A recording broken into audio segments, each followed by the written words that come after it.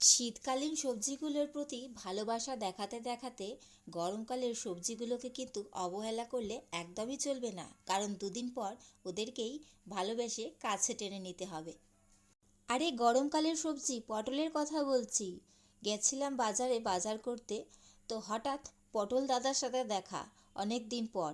কারণ রোজ দিন ফুলকপি বাঁধাকপি খেয়ে সত্যি এখন অনেকটাই বোর হয়ে গেছি, তাই একটু মুখটা আর টেস্টটা চেঞ্জ করার জন্যে পটলটাই কিনে নিয়ে আসলাম। আর যেহেতু কিনে নিয়ে এসেছি, তো এক রকমের কিছু বানাতে একদমই মন চাইছিল না, তাই বানিয়ে নিলাম একদম অন্যরকম নতুন স্টাইলের পটলের ভর্তা। এর আগেও আমি পটলের ভর্তা বানিয়েছি, তবে সেটা অন্যরকম স্টাইলে, আর এটা আজকের রেসিপিটা একদম ইউনিক অন্যরকম স্টাইলে। আশা করছি তোমাদের সবার খুবই পছন্দ হবে, কারণ এই রেসিপিটা খাওয়ার পর আমার তো সবথেকে বেশি ফেভারিট হয়ে গেছে, তাই ভাবলাম তোমাদের সাথে শেয়ার করি। চলো তাহলে কথা না বাড়িয়ে শুরু করা যাক আজকের রেসিপি, পটলের ভর্তা। এর জন্যে আমি অবশ্যই নিয়ে নিয়েছি এখানে পরিমাণ মতন পটল। আর বাজারে এখন 12 মাসই সমস্ত সবজি অ্যাভেলেবেল থাকে, তাই যদি টেস্টটা চেঞ্জ করতে চাও তাহলে অবশ্যই এই রেসিপিটা একবার ট্রাই করে দেখতে পারো। পটলটা আমি ভালো করে ছাড়িয়ে দেখো ছোটো ছোটো টুকরো করে কেটে নিয়েছি। সবার প্রথমে আমি এটা সেদ্ধ করে নেব, তোমরা চাইলে কড়াতেও করতে পারো। আমি এখানে প্রেসার কুকারে করে নিয়েছি।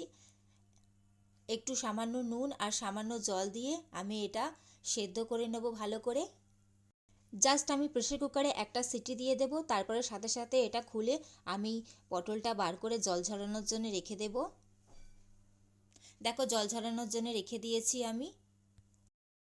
জল ঝরিয়ে আমি পটলটা দেখো মিক্সার জারের মধ্যে নিয়ে নিচ্ছি। কোনো রকম জল এর মধ্যে আর অ্যাড করতে হবে না। আমি ঝাল অনুযায়ী কাঁচা লঙ্কা দিয়ে এটা একটা ভালো করে পেস্ট বানিয়ে নেব। অন্যদিকে আমি কড়াই বসিয়ে দিয়েছি, এর মধ্যে আমি 1 চামচ সাদা তিল দিয়ে দিচ্ছি। এর সাথেই 1 চামচ কালো জিরে দিয়ে দিচ্ছি। আর এর সাথেই কয়েক কোয়া রসুন দিয়ে দিচ্ছি। এখন ভালো করে শুকনো খোলায় আমি এটা একটু ভাজা করে নেব।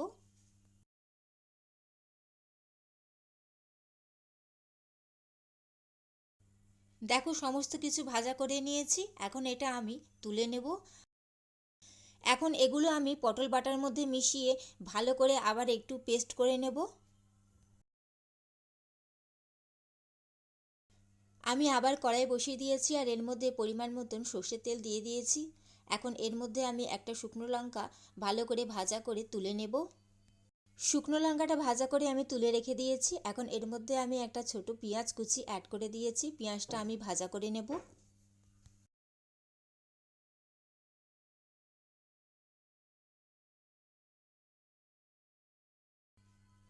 পেঁয়াজটা দেখো আমি অর্ধেক ভাজা করে নিয়েছি। এখন পটলের পেস্টটা যেটা বেটে রেখেছিলাম সেটা আমি অ্যাড করে দিচ্ছি। পটল বাটার সময় কিন্তু ভুল করেও তোমরা জল অ্যাড করবে না, কারণ এটাতেও কিন্তু জল অ্যাড করা হয়নি।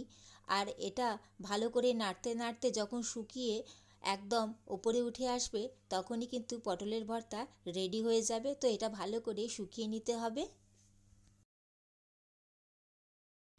এখন এর মধ্যে আমি পরিমাণ মতন হলুদ গুঁড়ো দিয়ে দিচ্ছি, বেশি না, খুব সামান্য।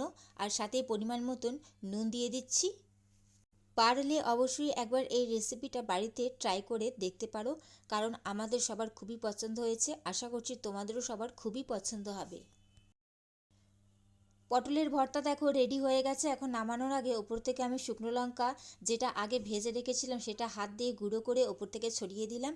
আর এর সাথেই আমি একটু সামান্য ধনেপাতা কুচিও দিয়ে দিচ্ছি। ভালো করে নাড়াচাড়া করে নামিয়ে নিলে তৈরি হয়ে যাবে পটলের ভর্তা। কেমন লাগলো তোমাদের আজকের এই রেসিপি পটলের ভর্তা, অবশ্যই সেটা কমেন্ট করে জানাবে। ভালো লাগলে অবশ্যই লাইক কমেন্ট শেয়ার করে দিও, এবং এরকম নিত্য নতুন ইউনিক রেসিপি পাওয়ার জন্য অবশ্যই আমার চ্যানেলটি সাবস্ক্রাইব করে আমার পাশে থেকো বন্ধুরা। চলো আজকের মতন আসি, চলো টাটা।